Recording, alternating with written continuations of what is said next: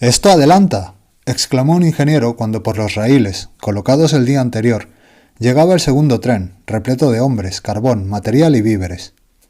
La campiña ardía silenciosa bajo la luz dorada del sol. La alta montaña, cubierta de bosques, se perdía en un horizonte azul-gris. Perros salvajes y búfalos sorprendidos presenciaban el trabajo que se había iniciado y el estrépito que llenaba lo que había sido desierta soledad, y cómo brotaban del verde manchas de carbón, de ceniza, de papeles, de metal. Atravesaba el país asustado el chirrido del primer cepillo de carpintero, sonaba el primer disparo, comenzó a retumbar el primer yunque bajo los rápidos golpes del martillo. Se levantó una casa de planchas de metal, al día siguiente una de madera, y luego otra y otra, hasta que se edificó una de piedra. Se alejaron los perros salvajes y los búfalos. La región se hizo pacífica y fructífera. A la primavera siguiente podían verse verdes campos de fruta, viviendas, cuadras, cobertizos. El desierto estaba ya cruzado por calles. Se terminó e inauguró la estación, así como la alcaldía y el banco.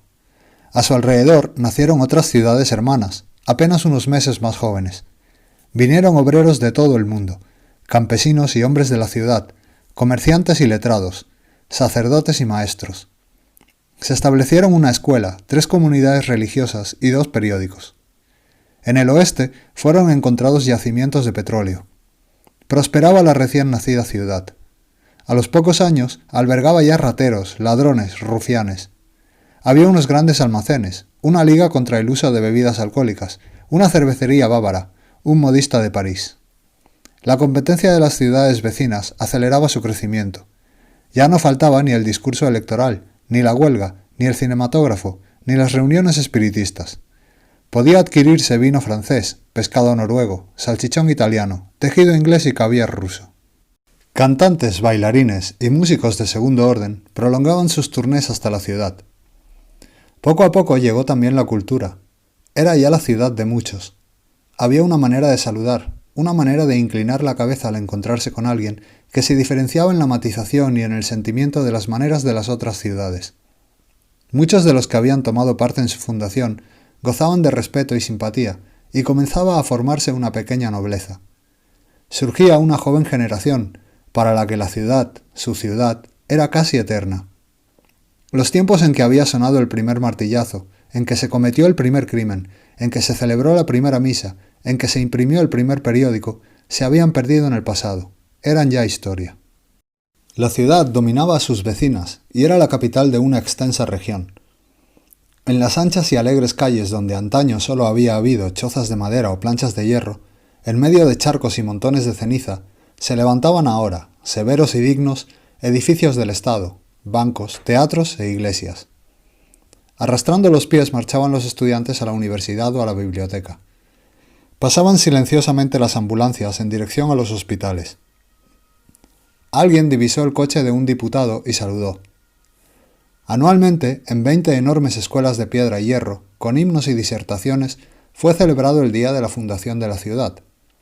El antiguo desierto era una sucesión de campos, fábricas y pueblos, cortada por 20 líneas de ferrocarril. La montaña se había acercado y abierto al corazón de los barrancos por un ferrocarril de montaña. Allá, o más lejos, a la orilla del mar, construían sus casas de verano las familias de posición. Un terremoto echó abajo la ciudad unos 100 años después de su fundación.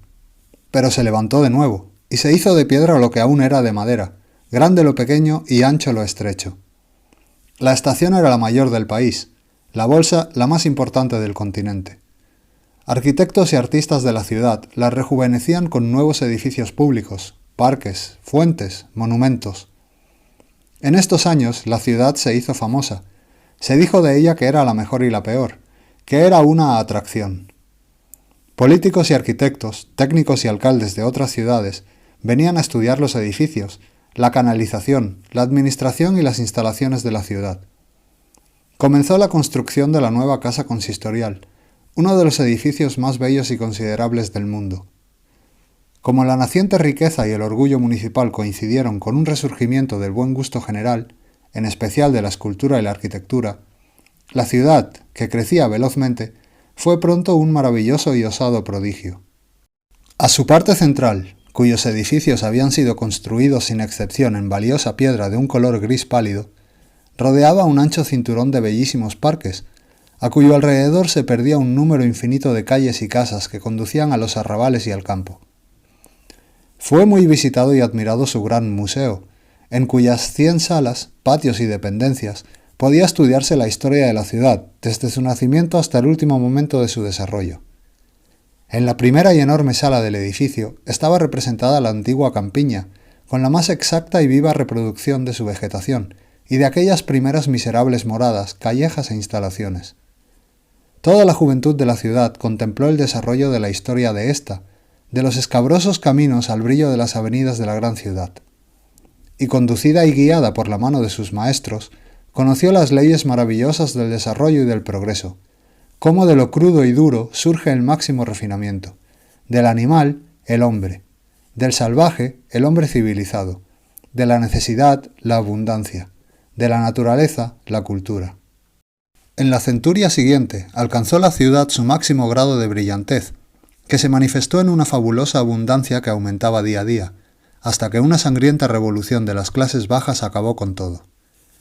La chusma incendió muchas de las grandes refinerías de petróleo, situadas a algunas millas de la ciudad, y una gran parte de la región, la de las fábricas, granjas y pueblos, quedó arrasada o abandonada.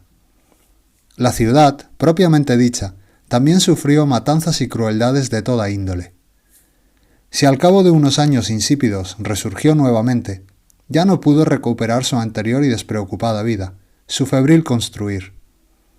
Mientras tanto había empezado a florecer un lejano país, al otro lado del mar, en el que trigo, hierro, plata y otros tesoros más eran ofrecidos por la plenitud de un suelo joven, que aún entregaba sus frutos con buena voluntad. El país atrajo toda la fuerza que se diluía en el erial del viejo mundo. Allá florecían las ciudades de la tierra en una noche, desaparecían los bosques, se domaban las cataratas. La hermosa ciudad fue empobreciéndose. Ya no era corazón y cerebro de todo un mundo. Ya no era mercado y bolsa de los otros países. Había de contentarse con seguir viviendo y no ahogarse totalmente en el estrépito de los nuevos tiempos. Las fuerzas ociosas que no marcharon al lejano nuevo mundo no tenían ya nada que edificar o construir, y muy poco con qué comerciar. Había germinado en el viejo suelo, es cierto, una intensa vida espiritual.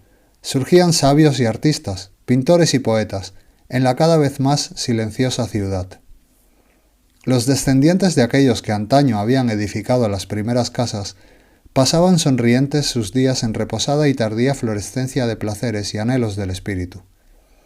Pintaban la melancólica gravedad de los viejos jardines musgosos con estatuas rotas y verdes aguas, y cantaban en dulces versos de antaño los tiempos antiguos, el silencioso soñar de gentes fatigadas de viejos palacios. Fue esto motivo para que recorriera nuevamente el mundo entero el nombre y la gloria de la ciudad. Aunque en otros países las guerras estremecieron a los pueblos y les agobiaran penosos trabajos, la ciudad supo conservar la paz de su mudo retiro y el recuerdo del esplendor de otros tiempos. Calles quietas, aroma de flores colgantes, fachadas de color de tiempo de inmensos edificios que soñaban en plazas silenciosas conchas de las fuentes cubiertas de musgo, acompañadas de la queda música de las aguas. Durante varios siglos, la vieja y soñadora ciudad fue para el mundo más joven un venerado y amado lugar que cantaban los poetas y visitaban los amantes. Pero era en otros continentes donde la vida arraigaba con mayor fuerza, y, en la ciudad, murieron o desaparecieron los descendientes de las antiguas familias. Hasta aquel último renacer espiritual empezaba a alejarse en el tiempo. Todo estaba podrido. Las ciudades vecinas, más pequeñas, habían desaparecido por completo hacía ya mucho tiempo. Eran solamente unos montones de ruinas que visitaban pintores y turistas extranjeros o servían de refugio, a veces, a gitanos o criminales huidos. Un terremoto, que por cierto no afectó a la ciudad, cambió el curso del río y la parte desierta del país se convirtió en pantano. Y de las montañas, en las que se desmenuzaban los restos de antiquísimos puentes de piedra y casas de campo, bajó lentamente el bosque, el viejo bosque. Desapareció la ancha región desierta, se confundió con el verde círculo y cubrió aquí un pantano con un verde susurrante, allá un pedregal con un joven y tenaz bosque de pinos. Por último, desaparecieron sus ciudades y solo la habitó la chusma, gente peligrosa e indeseable que se albergó en las ruinas de los derribados palacios y cuyas raquíticas cabras pastaban en los antiguos jardines y avenidas. Hasta esta gente acabó por desaparecer, enferma y macilenta. Todo era consumido por la fiebre y el abandono.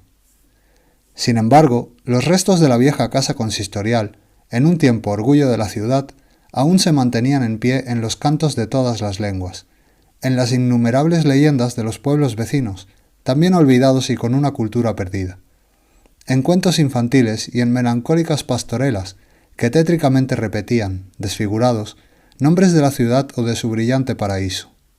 Sabios de lejanos países, de países vivos, venían en peligrosos viajes de investigación, y estudiantes de otras latitudes discutían animadamente ante las ruinas.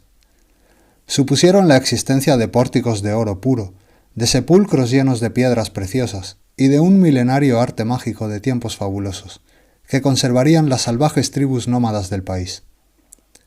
El bosque bajaba paulatinamente de las montañas a la llanura, lagos y ríos nacían y se extinguían, avanzaba y llegó a envolver a todo el país.